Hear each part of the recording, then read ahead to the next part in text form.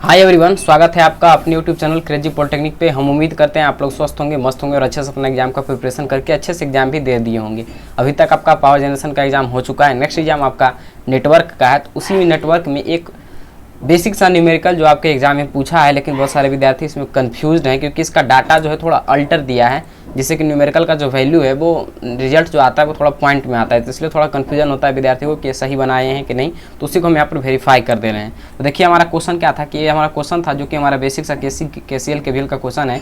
इसमें हमको निकालना था क्या क्या, वो देखते हैं। तो find the potential difference across R1 के अक्रॉस हमको पोटेंशियल डिफरेंस निकालना है and current flowing through R2 के थ्रू जो करंट फ्लो कर रहा है उस करंट की वैल्यू को निकालना है। किसको यूज करके? किरचॉफ्स लॉ को यूज करके हमको निकालना है। तो यहाँ पर देखिए हम इसको एक हम फिर से डायग्राम को बना लिए और यहाँ पर हम सबको रिप्रेजेंट कर दिए हैं।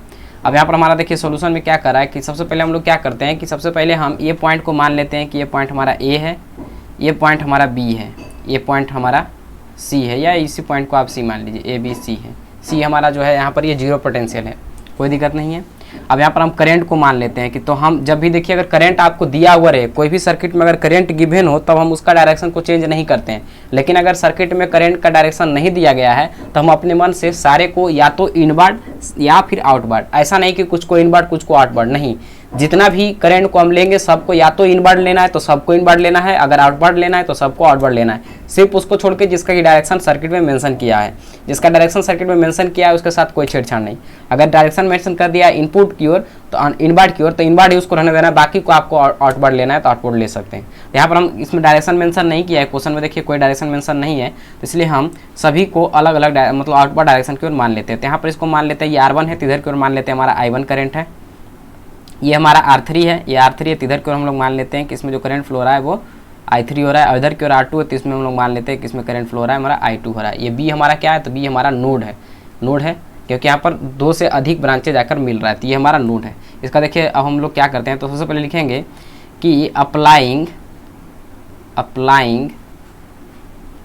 KCL, इसको KCL और KVL दोनों से बना सकते हैं, लेकिन हम यहाँ पर KCL इसका ज़्यादा आसान है बनाना। तो applying KCL at node B to find node voltage.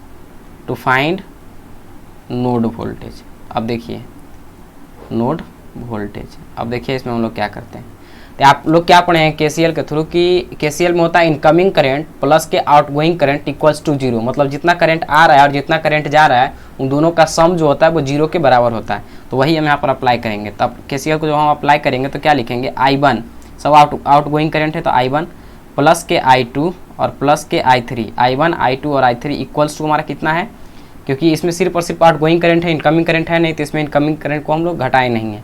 तो अब इसमें ये दोनों मिलाकर कितना होता है, जीरो, तो इसको हम लोग लिखते हैं जीरो। अब I1 के वैल्यू को लिखिए, तो I1 का वैल्यू क्या होता है, तो करंट जिधर की ओर फ्लो करता है, करंट हमेशा हायर पोटेंशियल से लोअर पोटेंशियल की ओर फ्लो करता है, मतलब हायर पोटेंशियल हमारा यही होगा B। तो यहाँ पर हम लोग लिखेंगे B को हम लोग क्या लिख सकते हैं, VB, यहाँ पर इसको VB लिख सकते हैं, VB माइनस के हमारा पर यहाँ पर क्या है, एक जगह पर हमारा कितना है 12, तो यहाँ लिखेंगे 12, अपॉन में हमारा यहाँ पर कितना है, तो अपॉन में हमारा है 8, क्योंकि हमारा होता है I का फॉर्मूला होता है V अपॉन में R, तो उसी को हम लोग यूज कर रहे हैं। तो यहाँ पर I1 है, तो I1 के केस में यहाँ पर पोटेंशियल क्या होगा, तो पोटेंशियल V मतलब क्या है, पोटेंशियल डिफरेंस, तो B मतलब VB और माइनस के ये टोटल वोल्टेज कितना दिया है 12 वोल्ट, तो 12, और अपॉन में ये रेजिस्टेंस कितना है 8, तो ये हमारा I1 का निकल गया। उसी तरीके से हम I2 का निकालेंगे, तो I2 का जब हम निकालेंगे तो I2 हमारा कौन सा है, I2 हमारा ये है, तो I2 में हमारा क्या होगा VB, यहाँ का वोल्टेज आप चाहें तो यहाँ पर VB ही लिख दीजिए, तो ये VB हो गया।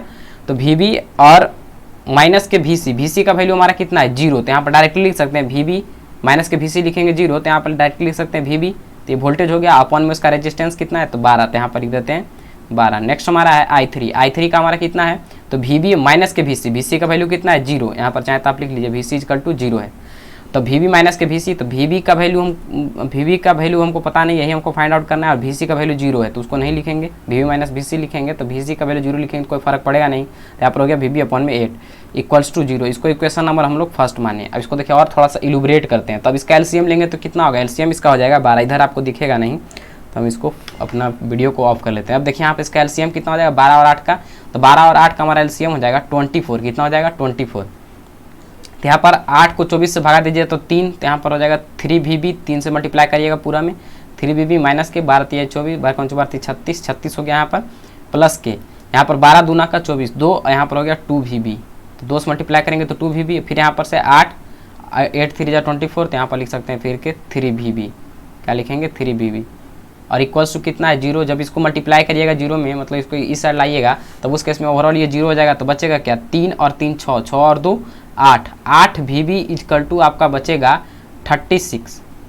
यहाँ -36 से उधर जाएगा तो +36, यहाँ से VB का वैल्यू हमारा जो आता है वो हमारा आता है 36/8। तो जब ये करिएगा तो इसका वैल्यू हमारा आता है 36/8 का जो वैल्यू आता है वो हमारा आता है 4.5। कितना आता है 4.5 वोल्ट। तो ये हमारा वोल्ट, यहीं पर लड़का कंफ्यूज कर जाता है कि पॉइंट में आया तो पता नहीं हम सही बनाए हैं या नहीं बनाए। लेकिन ये ज़रूरी नहीं है कि हमेशा आपको डाटा ऐसा ही दे जो कि आसानी से कट जाए, कुछ पॉइंट में भी आ सकता है, तो घबराने की कोई बात नहीं है। आपका सॉल्यूशन तरीका आपका सही होना चाहिए, बाकी आप आंसर में अगर कोई पॉइंट आ रहा है तो कोई दिक्कत नहीं है, बस तरीका अगर आपका सही है, सही प्रोसीजर को आप फॉलो कर रहे हैं तो आपका आंसर गलत नहीं होगा। अब देखिए यहाँ पर से हमको VB निकल गया। अब पहला क्वेश्चन हमारा क्या कर रहा था कि पोटेंशियल डिफरेंस निकालना है R1 के क्रॉस, तो लिखेंगे now we can find potential difference, we can find potential difference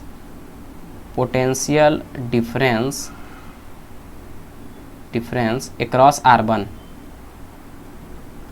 R1 के लिए, इसके लिए हमको लिखना है क्या पोटेंशियल डिफरेंस, तो क्या होता है हायर माइनस के लोअर, तो यहाँ पर हो गया VB माइनस के हमारा हो गया 12, VB माइनस के लोअर में हमारा क्या होगा 12, और अपॉन में नहीं, क्योंकि यहाँ पर सिर्फ हमको क्या पोटेंशियल डिफरेंस निकालना है, तो VB माइनस के 12 इक्वल्स टू 0 होगा। VB का वैल्यू हम कितना, VB का वैल्यू हमारा कितना आया 4.5, तो यहाँ पर लिखेंगे 4.5 माइनस के 12 इक्वल्स टू इसको जब आप करिएगा तो ये वैल्यू कितना आएगा, तो जब 4.5 में से 12 को घटाएंगे, यहाँ पर इक्वल्स टू 0 नहीं होगा, ये 0 नहीं, ये 4 माइनस इतना इक्वल्स टू हमारा कितना आएगा, तो इसको जब आप घटाइएगा तो इसका वैल्यू जो हमारा आता है वो हमारा आता है 7.5 वोल्ट। तो ये 7.5 वोल्ट किससे आएगा माइनस के साथ, तो -7.5 वोल्ट होगा। देखिए डायरेक्शन को आप ले रहे हैं, अगर आपका निगेटिव में आ रहा है तो यह शो कर रहा है कि हमारा, देखिए आप खुद ही देख सकते हैं कि यहाँ पर हम इसको माने हैं हायर पोटेंशियल में तो हायर वैल्यू, लेकिन हमारा वैल्यू कितना आया था 4.5, तो ये लोअर वैल्यू था, हमारा हायर वैल्यू तो 12.5 था, इसी वजह से हमारे यहाँ पर माइनस आ गया, क्योंकि हमने गलत को मतलब चूज किया है, डायरेक्शन हम गलत चूज किए। तो गलत अगर डायरेक्शन चूज करिएगा तो आपका माइनस में आएगा, तो इससे आपको घबराना नहीं है कि आपका आंसर जो गलत हो गया, नहीं, वो जब आपका एग्जामिनर कॉपी चेक करेंगे तो वो देखेंगे खुद की डायरेक्शन इधर लिया था, इस वजह से इसका ये आया है। और यही इसी तरीके से हम बनाते हैं, माइनस और प्लस में इसमें कोई फर्क नहीं होता है, सिर्फ और सिर्फ आपका प्रोसीजर सही होना चाहिए। तो पहला तो हमारा क्वेश्चन सॉल्व हो गया। दूसरा क्वेश्चन हमारा क्या था, तो दूसरा क्वेश्चन हमारा था कि करेंट फ्लोइंग थ्रू R2, तो यहाँ पर निकालते हैं now current flow through R2।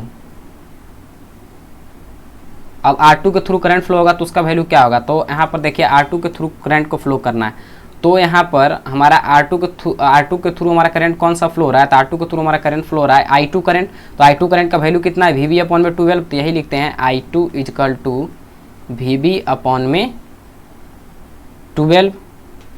तो यहाँ पर देखिए VB का वैल्यू कितना है 4.5, अपॉन में जब इसको 12 करिएगा तो यहाँ पर इसका जो वैल्यू आता है वो आता है 0.625 एम्पियर।